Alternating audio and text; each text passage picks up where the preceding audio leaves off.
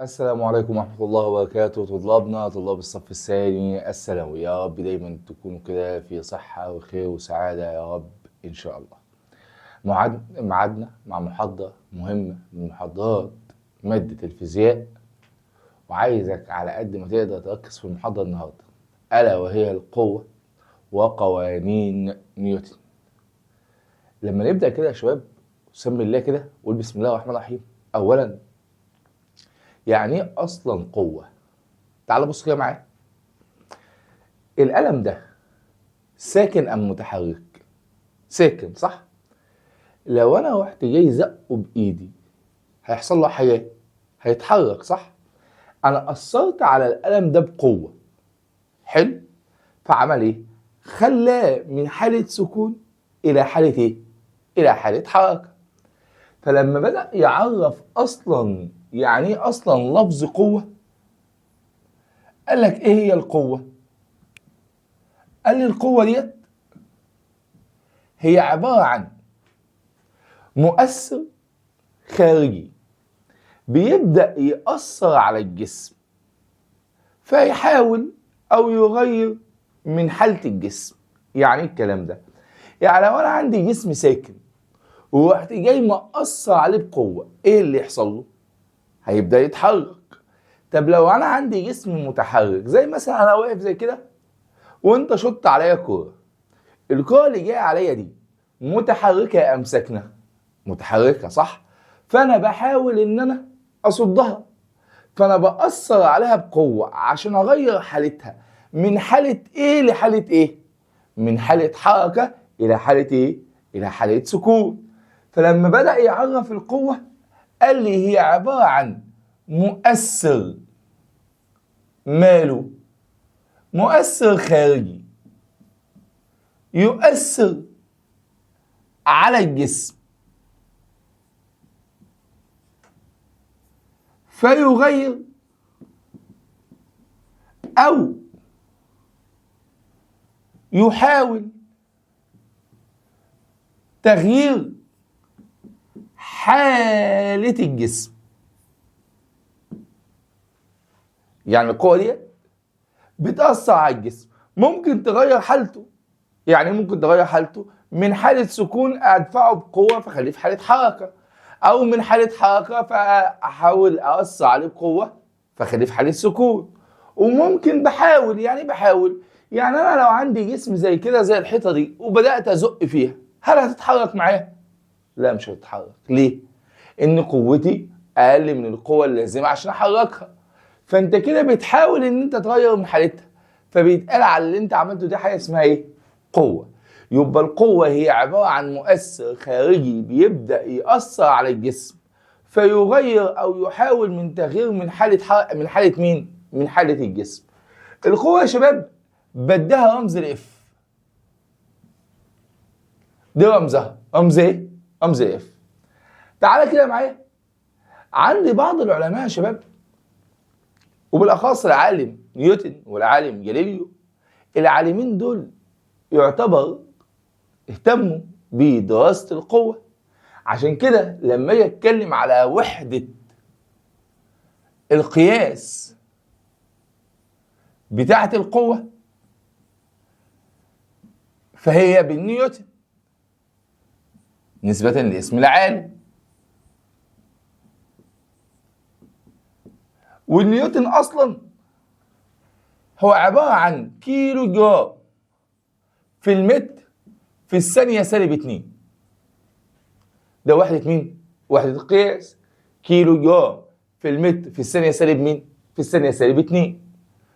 ويكافئ الوحدة دي تكافئ حاجة اسمها مين؟ حاجة اسمها نيوتن. يبقى أنا لما أقول لك أنا أثرت بقوة 50 نيوتن، يبقى ال 50 دي قوة والنيوتن دي وحدة قياس. أو ممكن أقول لك 50 كيلو جرام في المتر في الثانية سالب كام؟ في الثانية -2.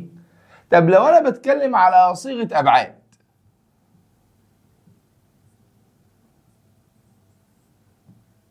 صيغة الأبعاد هي عبارة عن ام ال تي أس -2.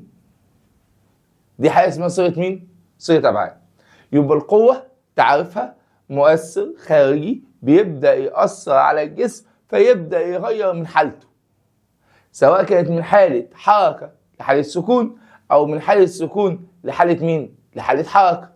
أو ساعات القوة بتحاول إنها تغير من حالة الجسم، قوة بتكون أقل شوية من القوة اللازمة للإيقاف أو التحريك، فبنقول إن هي قوة.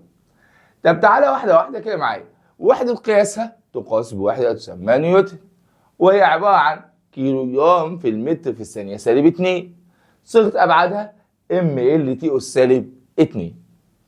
عم نيوتن يا شباب حاطين لي 3 قوانين: القانون الأول، القانون الثاني، والقانون الثالث لنيوتن.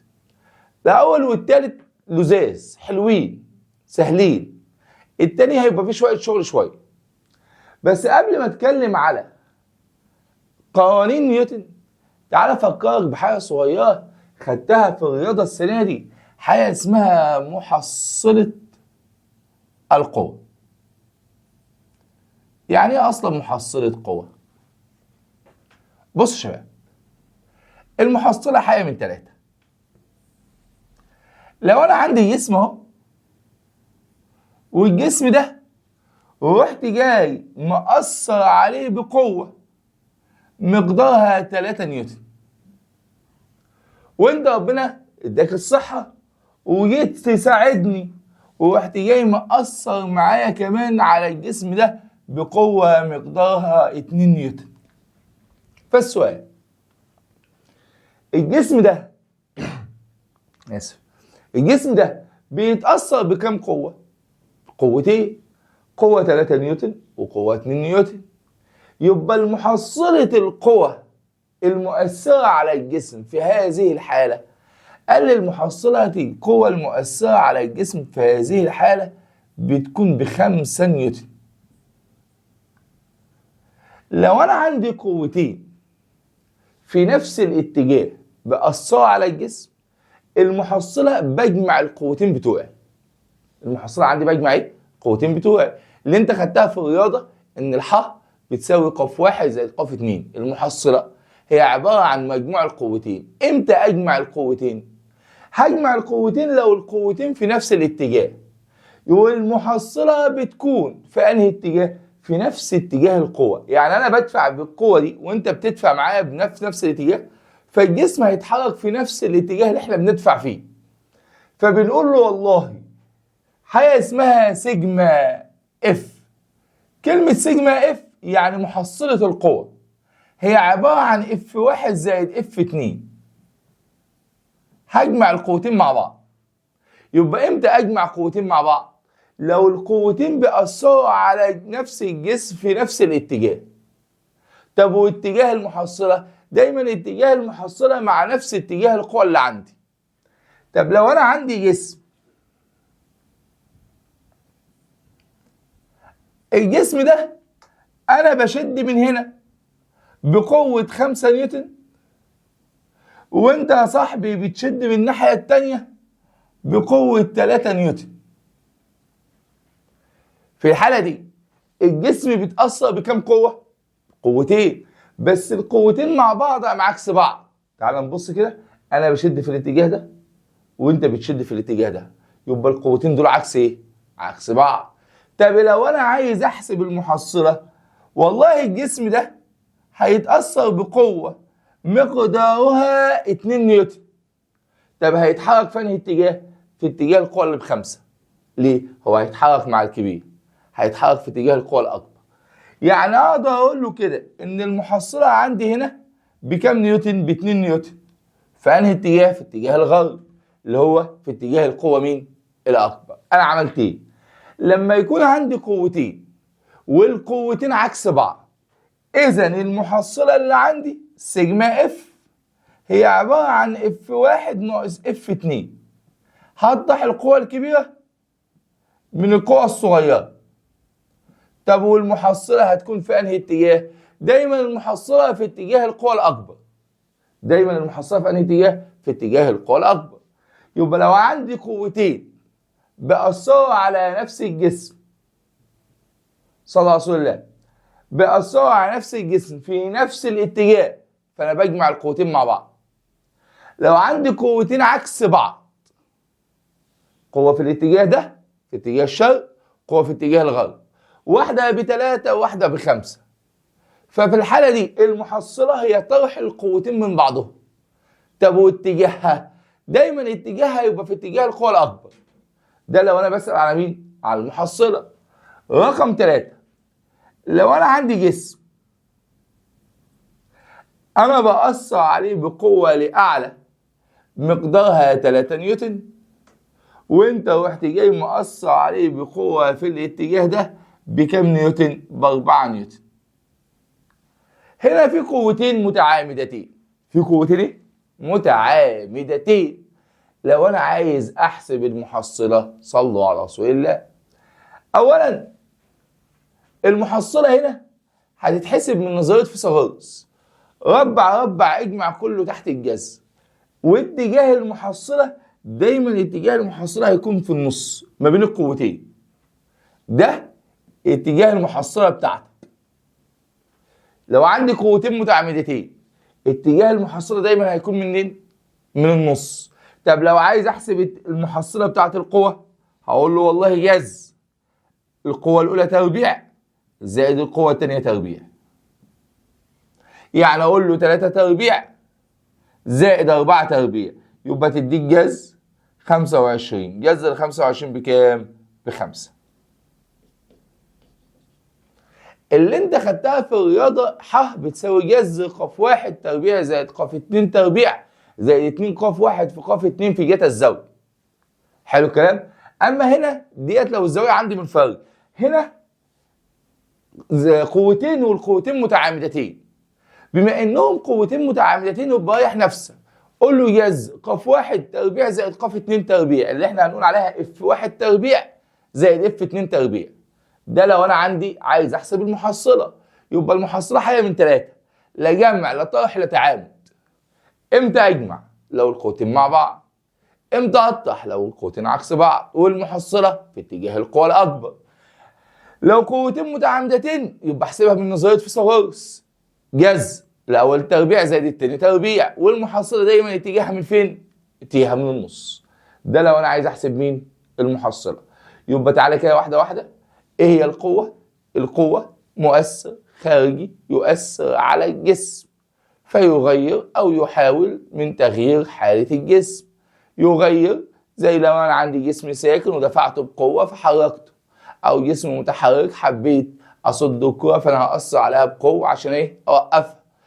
او يحاول، انت ممكن تشوط عليا الكره ويمسكها معرفش، اعتبرني يا عم الحاج الشناوي هتعدي مني عادي يعني.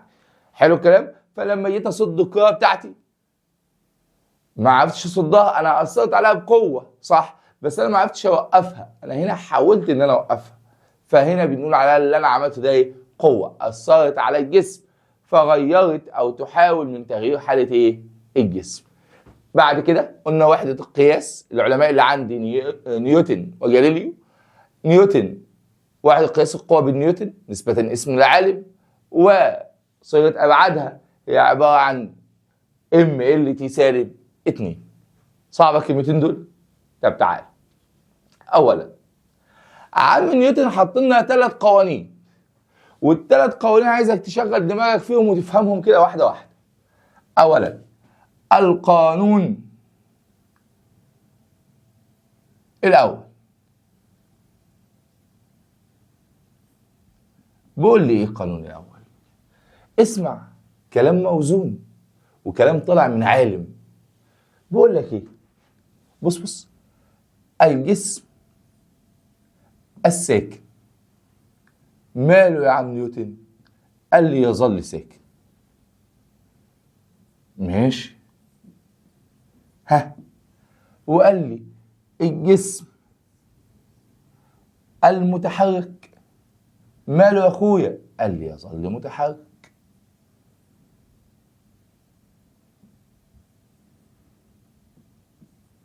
حلو. يبقى الجسم الساكن يظل ايه؟ ساكن. والجسم المتحرك يظل ايه؟ متحرك. بص كده، ما لم تؤثر عليه اي قوة خارجية. تاني كده معايا، الجسم الساكن يظل ساكن والجسم المتحرك يظل متحرك ما لم تؤثر عليه أي قوى خارجية. يعني يا عم نيوتن؟ قال لي بص يا صاحبي، أنا القلم أهو، القلم ده ساكن أم متحرك؟ فقلت له ساكن. قال لي لو جيت بكرة فهي زي ما هو. قال لي لو جيت بعده برضه هي زي ما هو، إلا لو أنا أثرت عليه بقوة وحركته. تاني، الجسم بيفضل ساكن، سبته ساعة، سبته 2، سبته 3، هو هيفضل ساكن، إلا لو أنت أثرت عليه بقوة وغيرت حالته اللي هي من حالة سكون لحالة إيه؟ حركة. غير كده الجسم هيفضل في مكانه. قلت له حلو. وقال لي الجسم المتحرك يظل متحرك. قلت له يعني إيه يظل متحرك؟ قال لي لو أنت عندك كرة وشطها بتتحرك ولا ما بتتحركش؟ قلت له بتتحرك. بس يا عم نيوتن ده بعد شوية بتقف. قال لي ما أنا عارف. بقول له ليه؟ قال لي ما هي ماشية في قوة احتكاك مثلا مع الأرض، ففي قوة أثرت عليها فهتغير حالتها من حالة إيه؟ حركة لحالة سكون. قلت له حلو. قال لي بقى لو طلعت في الفضاء وفي جسم بيتحرك مستحيل يقف. قلت له ليه؟ قال لي في الفضاء مفيش جاذبية. قلت له تمام. قال لي في الفضاء مفيش هواء، مفيش قوة احتكاك مع جزيئات الهواء. قلت له صح. قال لي عشان كده لما تهدي في الحياة مش هتقف، هتفضل بتتحرك. قلت له يعني انت عايز تقول لي ان اي حاجه ساكنه تفضل ساكنه؟ قال لي طبعا. اي حاجه متحركه هتفضل متحركه؟ قال لي طبعا، الا لو انا اثرت عليها بقوه. لو انت اثرت عليها بقوه تغير حالتها. طب لو ما اثرتش طبقا لقانون نيوتن الاول، يبقى وانا مغمض طبقا لقانون نيوتن الاول ان الجسم الساكن هيفضل ساكن والجسم المتحرك يفضل ايه؟ متحرك. قلت له تمام. لو انا دلوقتي واقف ساكن اهو، القوة اللي بتأثر عليا محصلتها بكام؟ قال لي تعالى انت كده مفيش قوة بتأثر عليك. قلت له ليه؟ قال لي لو في قوة بتأثر عليك وزمانك اتحركت. قلت له صح. يعني انا طول ما انا ساكن محصلة القوة المؤثرة على الجسم بتساوي صفر؟ قال لي طبعا. يبقى هنا الصيغة الرياضية لقانون نيوتن الأول قال لي إن السيجما اف تساوي صفر. فأنا بقول له يعني إيه أصلا سيجما اف؟ قال لي السيجما دي حاجة اسمها محصلة القوة. محصلة إيه؟ القوة. يبقى أنا لو أنا جسمي ساكن وما اتحركتش، إذا محصلة القوة اللي بتأثر عليا بتساوي صفر. جسمي ساكن اهو، محصلة القوة بتساوي صفر. طب لو انا جسمي متحرك، بس خلي بالك انا بتحرك بسرعة منتظمة. بتحرك بايه؟ بسرعة منتظمة. اذا لو انا ماشي بسرعة منتظمة برضك محصلة القوة المؤثرة على الجسم بتساوي كام؟ بتساوي صفر. ما كلمة سرعة منتظمة يعني سرعة ثابتة وما بتتغيرش. ما لو السرعة زادت وقلت يبقى في قوة أثرت على الجسم، بس طول ما هو ماشي بسرعة منتظمة إذا محصلة القوة المؤثرة على الجسم تساوي إيه؟ بتساوي صفر. طب تعال، أنا الجسم ساكن أهو.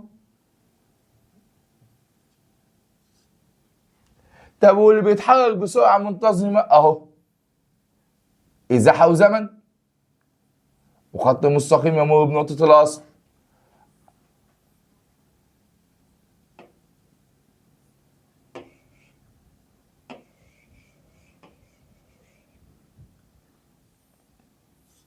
أو سرعة وزمن وخط موازي.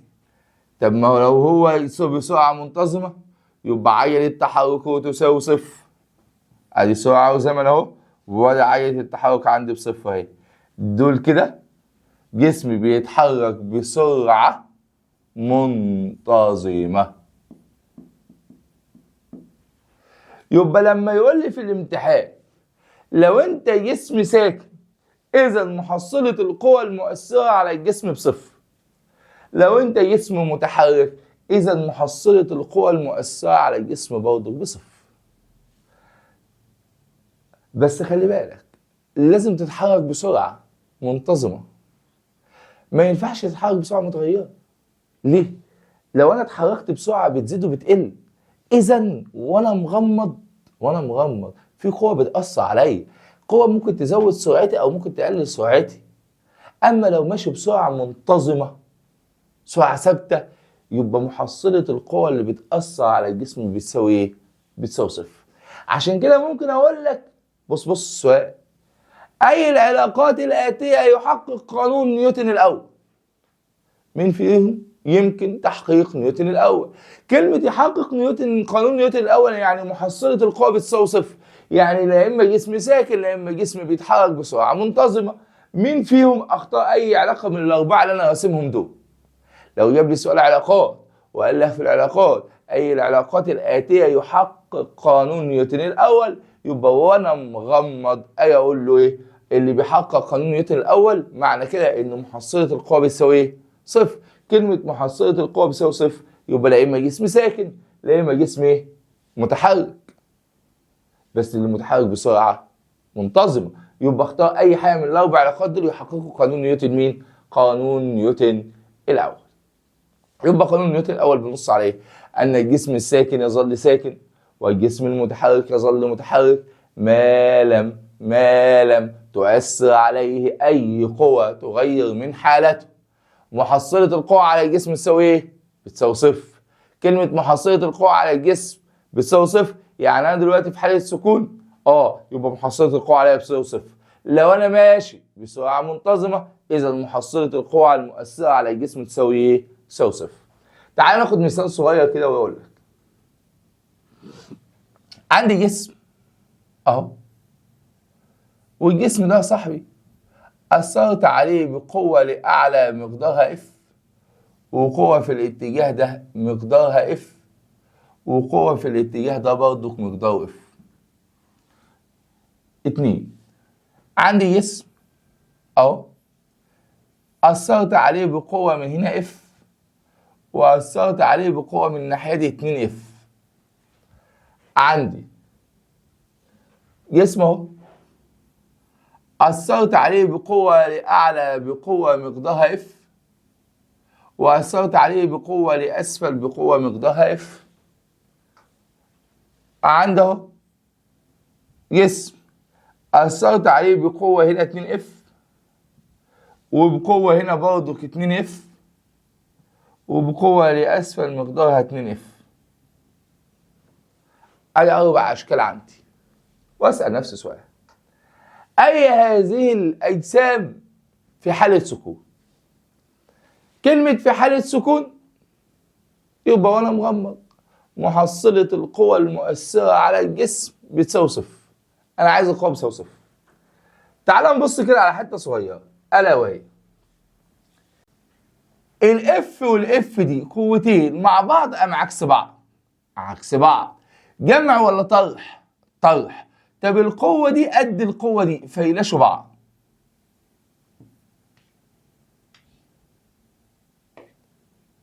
تاني، القوة دي والقوة دي عكس بعض وقد بعض فيلاشوا بعض. يتفضل قوة وحيدة مؤثرة على الجسم واتجاهها لأعلى، فالجسم ده بيتحرك لفوق. يبقى هنا سيجما اف القوة المحصلة المؤثرة على الجسم باف. طب وهنا دول قوتين عكس بعض، فالقوتين عكس بعض جمع ولا طرح؟ طرح. فهنا 2 اف وهنا اف، فالجسم ده هيتأثر بقوة اطرح 2 ناقص 1 بواحد بس في اتجاه الشرق. يبقى محصلة القوى المؤثرة على الجسم هنا بكام؟ باف، بس في انهي اتجاه؟ في اتجاه الشرق، يبقى الجسم ده بيتحرك. اما هنا دول قوتين عكس بعض وقد بعض فيلاشوا بعض. حلو، قوتين عكس بعض وقد بعض فيلاشوا بعض، يبقى اذا محصلة القوى اللي بتأثر على الجسم هنا يديك كام؟ يديك صفر.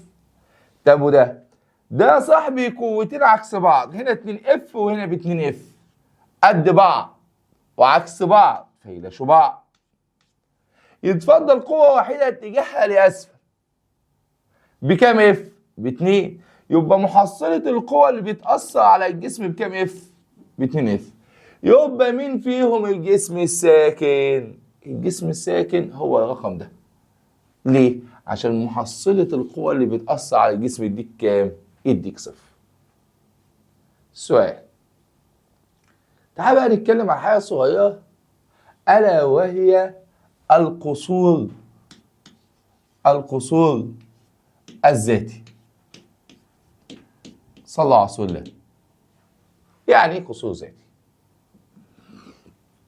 بص يا صاحبي، ساعات كده تكون راكب في الاتوبيس بتاعك او الميكروباص او اي مواصله انت راكبها، وربنا كرمك بسواق يعني، فالباشا بسم الله ما شاء الله طاير، راكب عربيته يمين في شمال يمين في شمال، هوب راح جاي ماسك فرامل مره واحده، لقيتك قاعد على رجل اللي قدامك. ايه ده؟ يا عم انا كنت قاعد في حالي، ايه اللي خلاني اتحركت؟ معرفش. سيادتك وهو الباشا طاير بعربيته يمين في شمال يمين في شمال، مسك فرامل مره واحده، فلاقي نفسي اندفعت لقدام. فانا بسأل نفسي سؤال، هو ليه انا اندفعت لقدام؟ ماشي.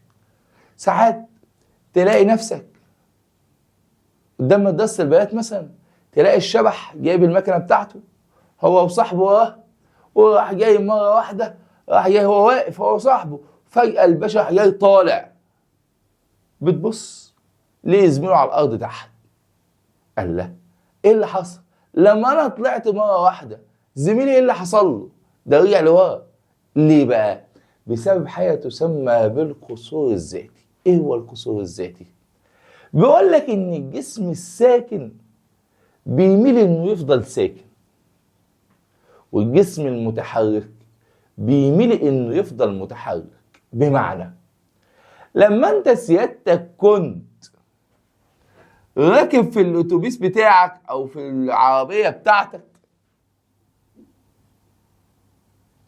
فانت سيادتك اهو،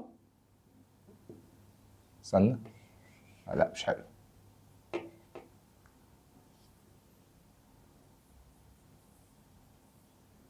فانت سيادتك راكب اهو في العربيه، والعربيه ديت بتتحرك في الاتجاه ده. فجاه مسك فرامل. كلمه فرامل يعني اثر بقوه في عكس الاتجاه الحركه عشان العربيه تقف. انت تحصل ايه؟ بص، القوه اللي اثرت على الجسم في عكس اتجاه حركتها، فجسمك كان في العربية بتاعتك بيتحرك. هو جسمي بيتحرك، انا قاعد يا عم في العربية، مش العربية بتتحرك. وانت بتتحرك مع العربية، يعني جسمك في حالة ايه؟ في حالة حركة. لما حصل توقف، بص الكلمة مفاجئ،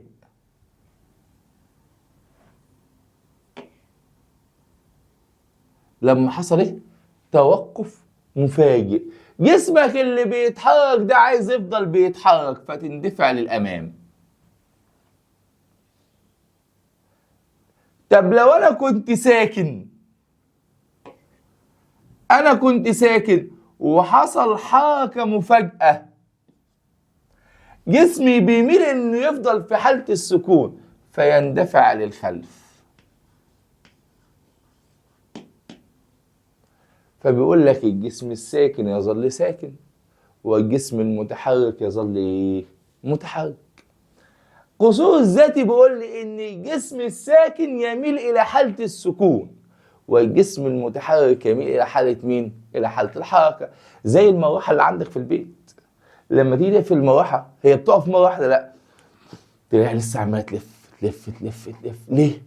هي كانت في الاول في حالة حركة، لما حصل توقف مفاجئ الجسم بيقاوم هذا التغير اللي حصل ليه. والله ما انا واقف دلوقتي، فيفضل يقاوم فيفضل يتحرك. طب والجسم الساكن لما يحصل حركه مفاجئه للجسم، انت رايح فين؟ انت بتتحرك، والله ما عايز اتحرك انا، فالجسم تلاقيه بيندفع للخلف. لو الحركه لقدام دايما تلاقي الجسم بيتحرك او بيميل الى حاله السكون، فتلاقيه بيندفع لمين؟ للخلف. ده يسمى بالقصور مين؟ قصور الذاتي. ايه هو القصور الذاتي؟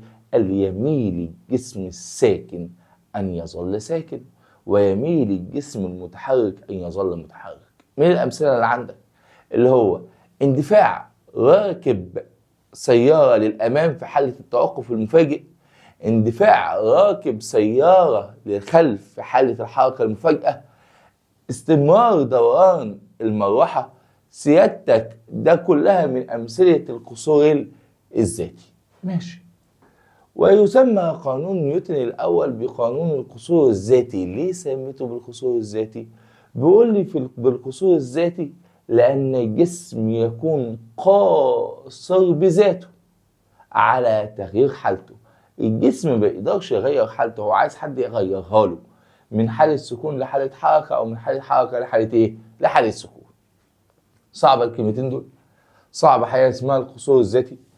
القصور الذاتي جايب لنا مثال، مثلا جايب لي اتوبيس، والاتوبيس ده فيه اشخاص وفي اتوبيس تاني قدام،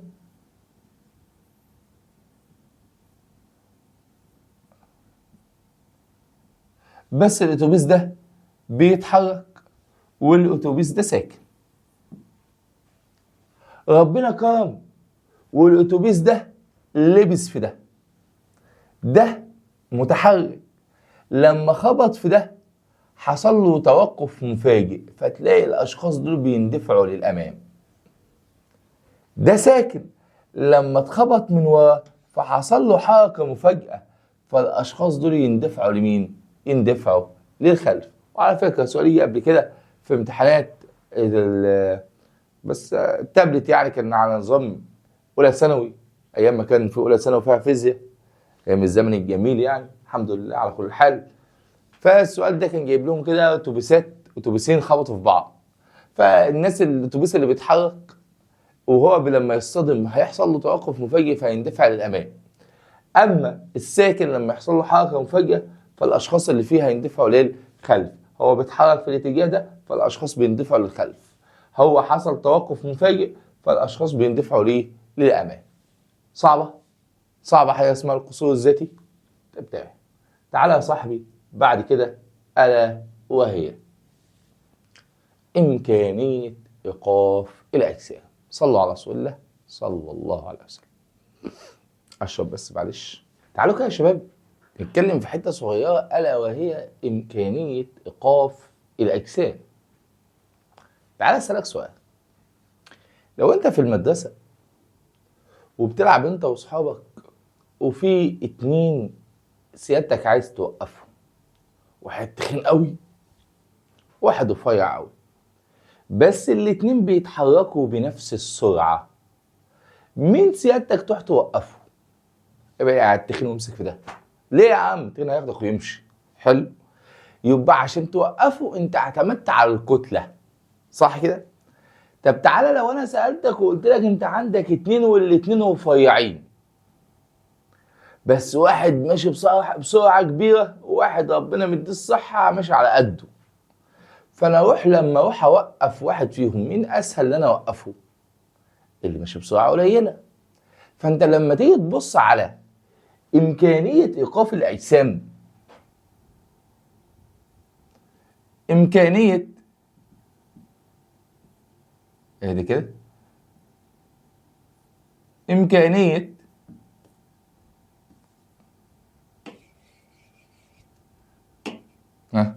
اثبتنا ايقاف الاجسام يعتمد على حامتني على كتلة الجسم وعلى سرعته. ليه بقى؟ الجسم اللي كتلته كبيرة قصوره الذاتي كبير، والجسم اللي سرعته كبيرة قصوره الذاتي برضه كبير. فإيقاف الأجسام بيعتمد على حاجتين، مين ومين؟ بيعتمد على كتلة الجسم وسرعته، والاتنين دول بيرتبطوا بمفهوم يسمى كمية التحرك، ويرمز لها بالرمز بي. ويرمز لها برمز ايه؟ بي. كمية التحرك يا شباب هي عبارة عن كتلة الجسم في سرعته. كمية التحرك هي عبارة عن ايه؟ كتلة الجسم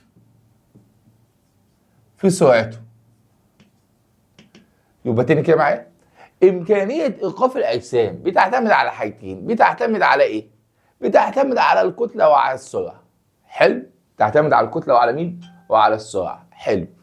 الكتلة والسرعة بيرتبطوا بمفهوم وحيد يسمى مفهوم كمية التحرك ويرمز له برمز بي. كمية التحرك يا شباب قانونها ام في الفي. تعالى كده معايا، كمية التحرك البي بتاعتك هي عبارة عن ام في الفي. من البي، البي هي كمية تحرك الجسم، من الام كتلة الجسم، من الفي سرعة الجسم. يبقى البي كمية تحرك، الام كتلة، الفي سرعة. يعني لو انا عايز احط ده الكلام ده كله في مثلث اهو، البي هي عبارة عن ام في الفي. البي بتساوي ايه؟ ام في مين؟ ام في الفي. اي قانون في الدنيا يلزم وحدة قياس. مين ده؟ كتلة وتقاس بالكيلو جرام. في مين ده؟ سرعة وتقاس متر في الثانية سالب واحد. يبقى وحدة قياسي، وحدة القياس هي عبارة عن كيلو جرام في المتر في الثانية سالب واحد. أو إيه رأيك أكتبها لك نيوتن في الثانية؟ واحد قياس كمية التحرك نيوتن في مين؟ في الثانية. جبتها إزاي يا صاحبي؟ تعالى أقول لك. أولاً مين ده؟ ده نيوتن اللي هو عبارة عن كيلو جرام في المتر في الثانية سالب 2 في مين ده؟ ثانية. ايه رأيك في أس 1 وأس سالب 2؟ اطرح وخد إشارة الكبير. يعني أقدر أكتبها كيلو جرام في المتر في الثانية سالب 1 زائد سالب 2 زائد 1 بكام؟ بسالب 1. مش ده هو ده؟ قال لي اه. يعني أقدر أقول له وحدة القياس كيلو جرام في المتر في الثانية سالب 1، أو اقدر اقول له هي عباره عن نيوتن في الثانيه، او اقدر اقول له هي عباره عن نيوتن في مين؟ في الثانيه. ده لو انا بتكلم على مين؟ بتكلم على وحده القياس. طب لو انا هتكلم على صيغه ابعاد، صيغه ابعاد عشان لو جالك في الامتحان، صيغه ابعاد هي عباره عن ام ال تي اس سالب 1. يبقى كميه التحرك قانونها بيساوي ام في الفي. مثلثك بي بتساوي ام في الفي. وحدة قياسك كيلو جرام في المتر في الثانية سالب 1 أو نيوتن في الثانية. صيغة أبعادك هي عبارة عن ام ال تي سالب 1. طب تعالى نبص على العلاقات. العلاقات يا صاحبي، هسألك سؤال. ايه العلاقة ما بين البي والام؟ علاقة طردية. ايه العلاقة ما بين البي والفي؟ برضه علاقة طردية. طب لو انا بسألك ليه؟ عشان البي بتساوي ام في الفي. العلاقة ما بين البي والام علاقة طردية، والعلاقة ما بين الفي والبي برضه علاقة ايه؟ طردية. من الخط يديك ايه؟ صلى على رسول الله. من الخط اللي فضل في القانون، من الخط ده بي وده ام، يبقى من الخط يديك سرعة. هنا من الخط ده بي وفي، يبقى من الخط يديني الام. ده لو انا بسأل على مين؟ على العلاقات اللي عندي. صعبة؟ يبقى المثلث بتاعك اهو، ادي مثلث اهو، ادي البي بتساوي ام في الفي. العلاقة ما بين البي والفي هي علاقة طردية عند ثبات الكتلة. حلو.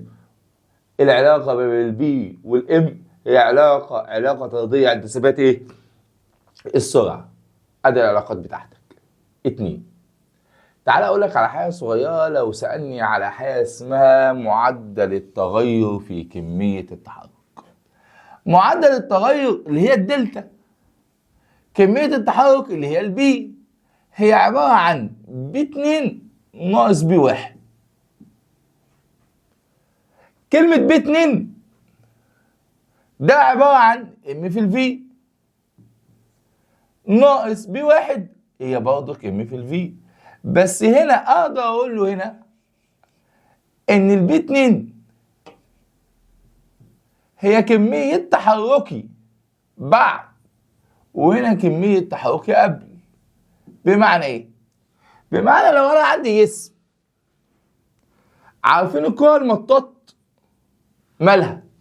لو انا الكرة دي لها كتلة 2/10 كيلو مثلا، وعندي هنا حائط، ومسكت الكرة دي حدفتها في الحيطة، الكرة دي ماشية بسرعة مثلا 3 متر لكل ثانية مثلا، فلما تخبط في الحيطة هترتد. طب وهي راجعة، سؤالي هل كتلتها هتتغير؟ مستحيل. يعني ايه كتلتها هتتغير؟ هل كتلتها هتزيد ولا تقل؟ لا. يعني لو مسكتك في الحيطة وخبطتك، يلا، هل انت هترخص؟ هل انت هتزيد ولا انت زي ما انت؟ زي ما انا. ما كتلة الجسم ثابتة، كتلة الجسم مش بتتغير، يبقى الكتلة تظل ثابتة اهو ب2/10. السرعة هي اللي تتغير. يا عم السرعة بقت 2 متر لكل ثانية، اتغيرت. اسألك سؤال، وانا رايح ليا كتلة وليا سرعة؟ يبقى ليا كمية تحرك. طب وانا راجع ليا كتلة وليا سرعة؟ قال لي يبقى برضه ليا كمية تحرك. انا عايز احسب التغير. قال لي لما تيجي تحسب التغير في الدلتا بي، فانت بتقول لي بي بعد التصادم ناقص بي قبل التصادم.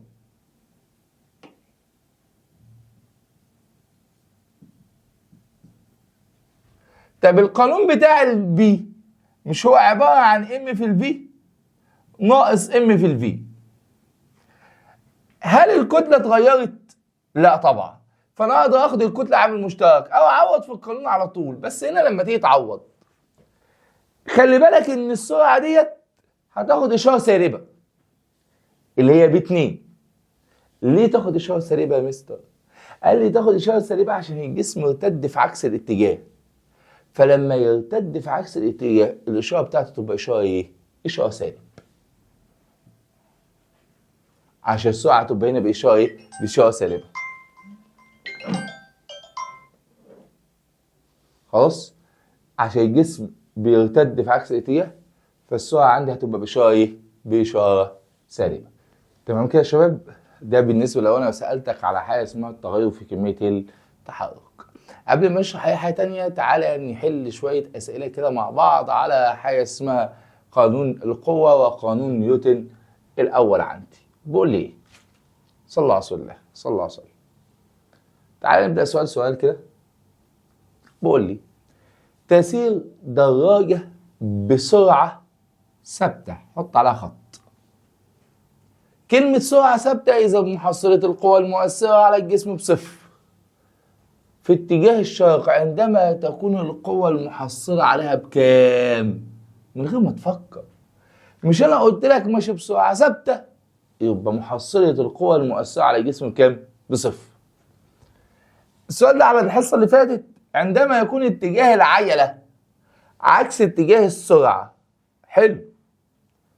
اتجاه العجلة عكس اتجاه السرعة، ايه اللي يحصل لسرعة الجسم؟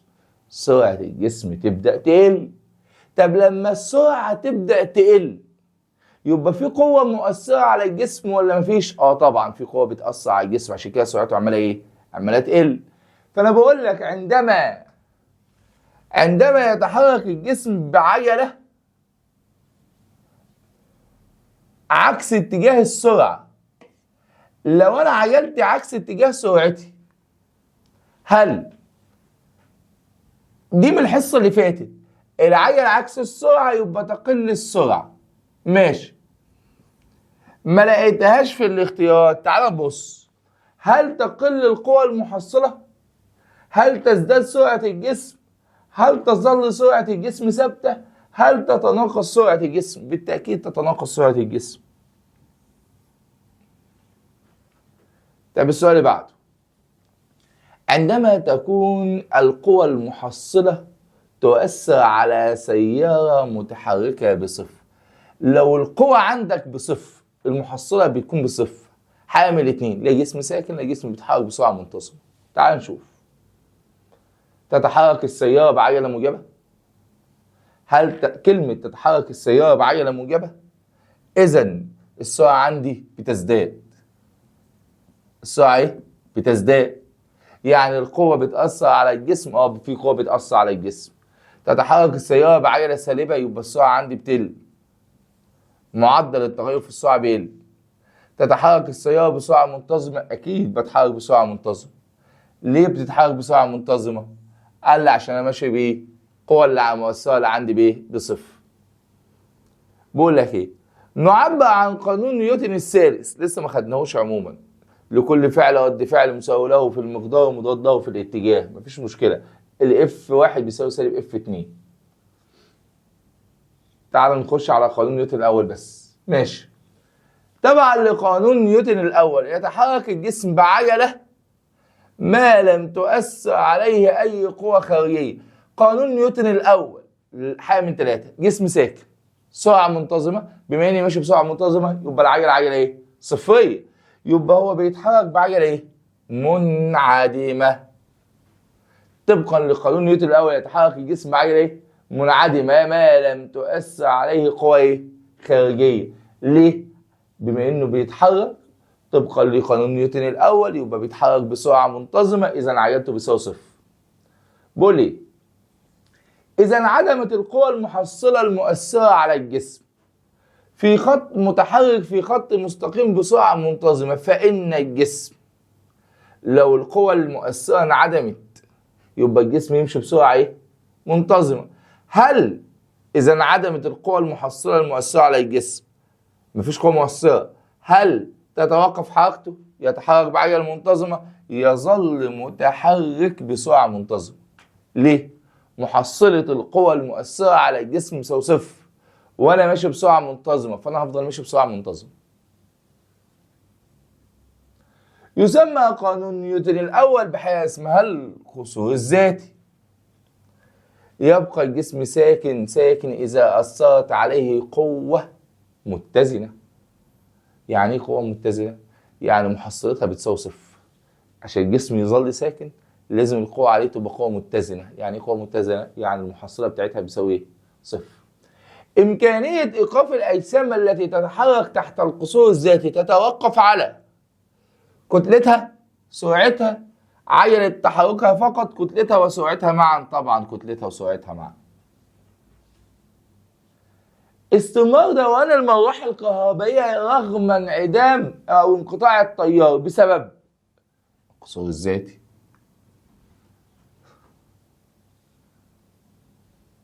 سيبك من قانون نيوتن الثالث لما نجيله. عند نفخ بالونة بالهواء ثم اندفاع الهواء منه، فإن البالونة، لو أنت يا صاحبي عندك بالونة اهي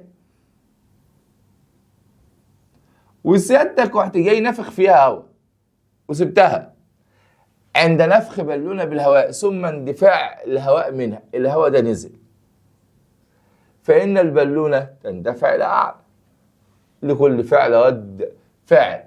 هل طبعا ده نيوتن الثالث، مش مشكلة نحله خلاص بما إن كتبناه. لكل فعل رد فعل. دايما الفعل الهواء نزل لتحت، رد الفعل البالونة تطلع لفوق.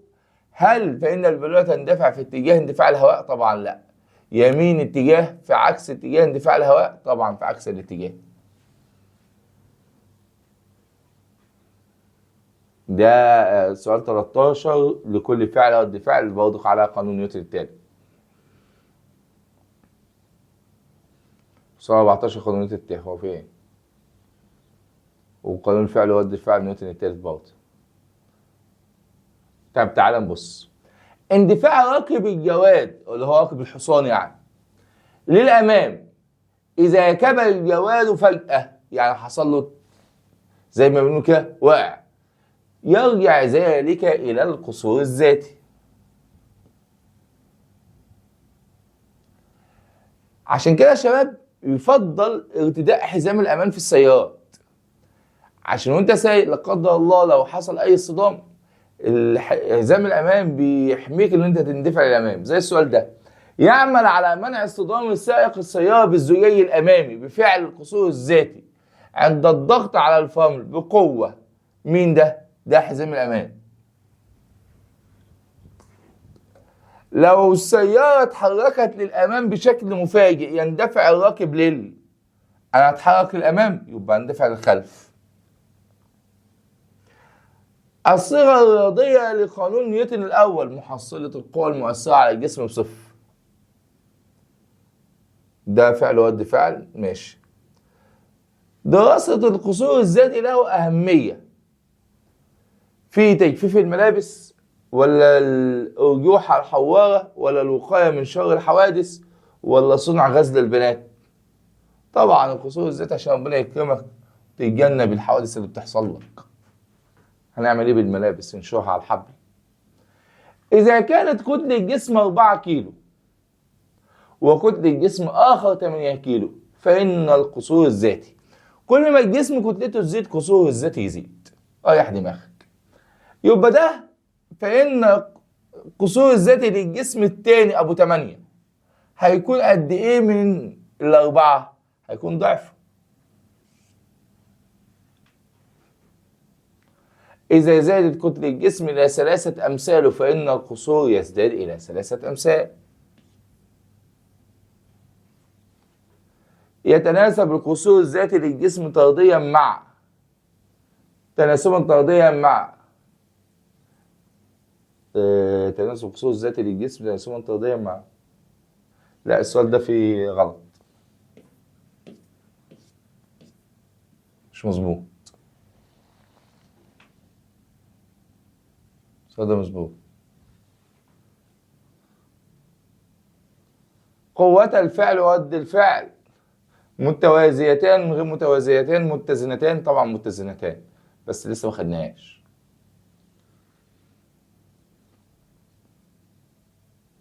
حسب قانون نيوتن الأول يتحرك الجسم بعجلة وأنا مغمض، عجلة صفرية، عشان السرعة سرعة إيه؟ منتظمة. تعال نبص على كمية التحرك. إحنا قلنا كمية التحرك إن البي بتاعتك هي عبارة عن ام في الفي. صلى على رسول الله صلى الله عليه وسلم. بقول لك إيه؟ حاصل ضرب كتلة الجسم في اتجاه ثابت في المعدل الزمني للتغير في الإزاحة. كلمة المعدل الزمني للتغير في الإزاحة يبقى أنا بتكلم على سرعة. يبقى لما تضرب كتلة في سرعة يديك إيه؟ يديك كمية تحرك. السؤال اللي بعده: الشكل الذي يمثل العلاقة بين كمية التحرك للجسم وسرعته. إيه العلاقة بين كمية التحرك والجسم؟ علاقة طردية.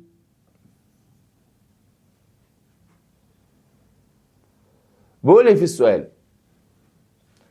إذا قلت كتلة الجسم إلى النصف وزادت كمية تحركها للضعف فإن السرعة التي يتحرك بها الجسم. تعالى كده يا صاحبي، أنا بسألك سؤال.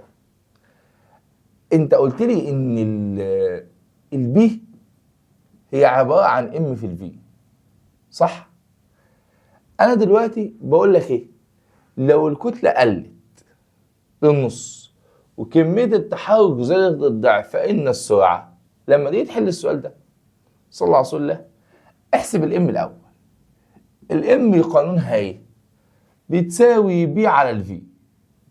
أدا الام. أنا قلت لك ايه؟ هو عايز يحسب ايه؟ فإن السرعة، أنا عايز أحسب السرعة، معلش. أنا عايز أحسب سرعة الجسم. السرعة هي عبارة عن بي على الام. إذا قلت الكتلة للنص، تعال نسأل نفسنا سؤال. الكتلة دي قلت للنص وكمية التحرك زاد للضعف، بمعنى إيه؟ يعني لو قلت ان الفي بتساوي بي على ام، بفرض ان البي 2 والام 2 كميتها يعني. طب لو انا عايز احسب السرعه، فبقول لك اذا قلت كتله الجسم الى النصف، الكتله دي قلت للنصف يعني بقت 1، وكميه التحرك زاد للضعف يعني ديت الاتنين بقت 4، يبقى اقول له هنا والله كان في الاول 2 على 2 فيها الواحد، دلوقتي على 4 على 4 فيها الكام؟ 4 على 1 فيها الكام؟ فيها الاربعه. يبقى ايه اللي حصل للسرعه؟ زادت، بس زادت كام ضعف؟ زادت الى 4 اضعاف. زادت الى كام ضعف؟ زادت الى 4 ايه؟ اضعاف. يبقى تاني، صلى على رسول الله صلى الله عليه وسلم، لما يجي لي مسائل نسب زي كده يا شباب، اسمعني كده معايا عشان ما تتلخبطش في مسائل النسب، اعمل انا هقول لك عليه. اولا انت عايز تتكلم على مين؟ على السرعه. فانا والله هروح اقول له السرعه هي عباره عن بي على ام. ماشي. قال لي الكتله زادت، الكتله قلت، فانا هفرض ان البي ب2 والام ب2. انا هفرض رقمين من عندي. الحمد لله الحمد لله. انا هفرض رقمين من عندي بس رقمين سهلين، 2 و2 عشان يديني واحد صحيح عشان اعرف اعمل مقارنه. يبقى البي انا بقول لك بقى لما الكتله قلت للنصف يبقى الاتنين دي بقت 1، وكميه التحرك زادت للضعف يبقى الاتنين دي بقت 4. 4 على الواحد فيها الكام؟ فيها الاربعه. يبقى وانا مغمض او جاي قايل له ان السرعه تزداد لاربع ايه؟ امثالها. بقول لك ايه؟ عندما يسقط جسم سقوطا حرا، لو انا عندي جسم يا بنات يا شباب والجسم ده هينزل سقوط حر، وهو نازل هل كتلته تزيد؟ هل كتلته تقل؟ يعني لما تمسكك كده واحدفك من الدور الثاني وانت نازل هتخس؟ طبعا الكتله ثابته. مين اللي هيتغير؟ السرعه. وانا نازل السرعه بتزيد، فلما السرعه تزيد كميه التحرك تزيد. عندما يسقط جسم سقوطا حرا نحو الارض، ايه اللي يحصل لكميه تحركه؟ والله كميه تحركه تزيد. ليه يا عمنا زادت؟ عشان السرعه زادت. ما ينفعش اختار ده ولا ده. يبقى اقول له والله عندما يسقط جسم سقوطا حرا نحو الارض تزداد كميه ايه؟ تحركه.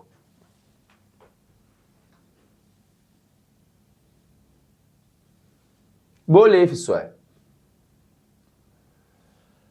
يوضح الرسم البياني التالي حالات مجموعة من الأجسام لها نفس الكتل وجميعها مرسومة بنفس مقياس الرسم، فيكون الرسم البياني الذي يعبر عن حالة جسم له أكبر كمية تحرك.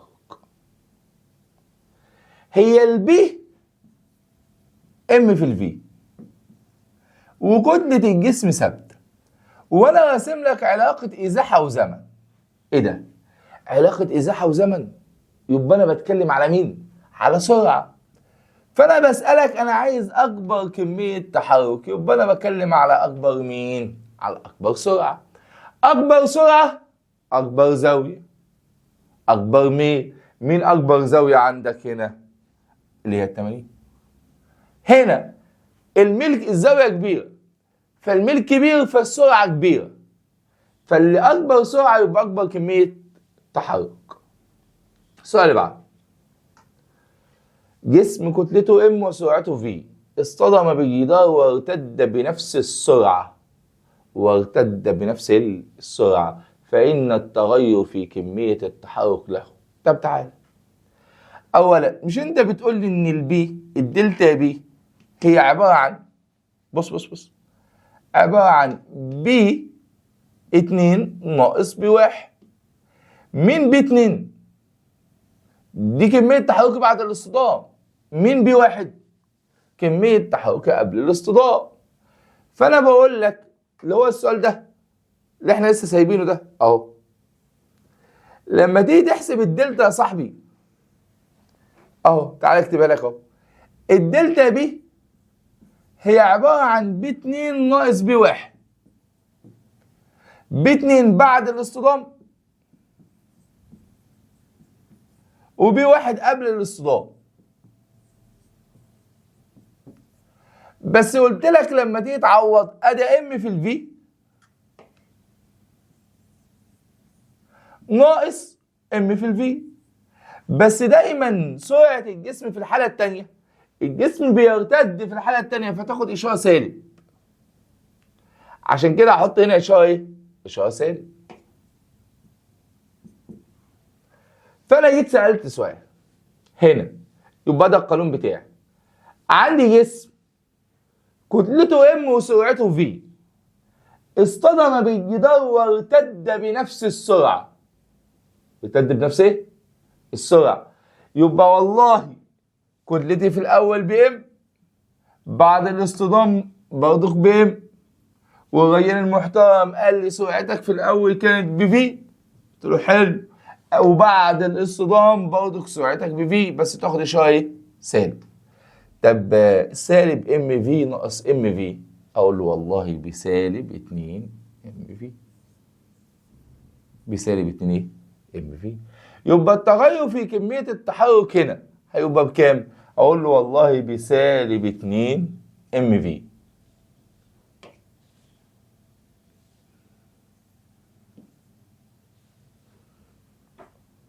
شباب، الدلتا بي هي عباره عن بي 2 ناقص بي 1، بس بي 2 بتاخد اشاره سالبه عشان الجسم بيرتد في عكس الاتجاه، فالاشاره بتاعته تبقى بايه؟ بالسالب. طب التغير هنا ام في، وهنا برضك ام في. هنا الكتله ثابته والسرعه هو قال لك ارتد بنفس السرعه، فالسرعه برضك ثابته، يبقى يديك سالب 2 ام في. بقول لك ايه؟ الشكل البياني التالي يعبر عن 4 حالات لجسم فأي منها أكبر كمية تحرك. يا جدعان إزاحة وزمن، يبقى أنا بتكلم على سرعة. أكبر كمية تحرك فأنا أكبر سرعة. تعال نحسب سرعة كل واحدة في دول. السرعة إزاحة على زمن 10 على 4 فقال 2.5، يبقى سرعتي هنا ب2.5. 10 على 2 يبقى سرعتي هنا ب5. حلو. 5 على النص فال10. هنا 20 على 2 فيها كام؟ فيها 20. مين أكبر سرعة عندي؟ أكبر سرعة اللي هو الشكل رقم د.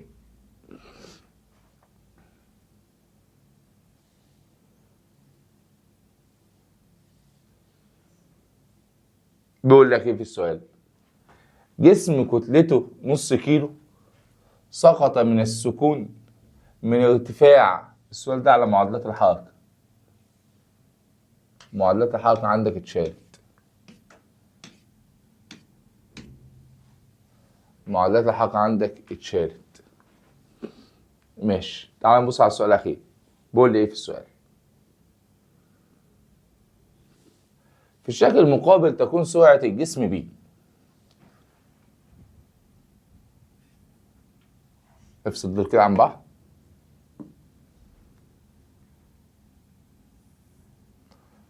أولا أنا عايز سرعة الجسم ب. هي السرعة بتاعت ب مش هي عبارة عن ب على الام؟ صح؟ البي هنا بكام؟ ب2. فأنا هشيل البي ديت وأحط مكانها 2 بي. والام هنا الام دي بكام؟ بام على 2، ادي ام على 2. مقام المقام بسط، يعني اقدر اقول له ان الفي بي هي عباره عن 2 في 2 ب4 بي على الام، والبي على الام اصلا بفي، يعني اقدر اشيل ده كده من اللي فوق ده واحط مكانه فيه. يعني اقدر اقول له كده ان الفي بي ب4 في اي. يبقى الاجابه عندي الاجابه رقم كام؟ رقم ده. نقف لحد هنا. ان شاء الله باذنك يا رب الحصه اللي جايه هنشرح قانون نيوتن الثاني والثالث مع بعضهم باذن الله، ونبدا نحل الاسئله اللي على قوانين نيوتن، سواء كان قانون نيوتن الاول الثاني والثالث باذنك يا رب. تمام. محاضرتنا خلصت لحد هنا. ان شاء الله الحصه اللي جايه في قانون نيوتن الثاني والثالث مع بعضهم بإذن الله. أستودعكم الله والسلام عليكم ورحمة الله وبركاته.